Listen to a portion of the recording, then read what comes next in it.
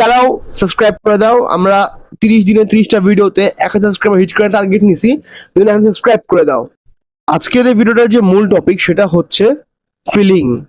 হ্যাঁ, ফিলিং হচ্ছে এমন একটা ফিলিং যেটা মানে এটা কি ধরনের ফিলিং, সেটা হচ্ছে যে মানে আহ, দাদার বাড়ি বা নানার বাড়ি যাদের আছে, যারা যারা যায়, ওদের একটা ফিলিং, যাওয়ার সময় খুব চিল একটা ফিলিং হয়, কিন্তু আসার সময় ওই ফিলিং এর ফি আর থাকে না, আর মনটা খারাপ হয়ে যায়। একজন প্রত্যক্ষদর্শীর আমি মতামত নিই। হ্যালো, শুনতে পাচ্ছেন?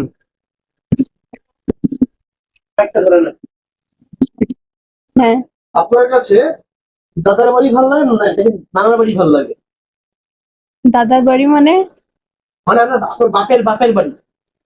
বাপের বাড়ি দাদারা ছিল না, আব্বু আম্মু আমি ভাইয়া কাকুরা ছিল। আচ্ছা, আর নানার বাড়ি ভালো লাগে না? নানার বাড়ি তো ভীষণ আকারে ভালো লাগে, হ্যাঁ, কিন্তু নানা নানি নাই। আসবো, এদিকে দেখুন একটা।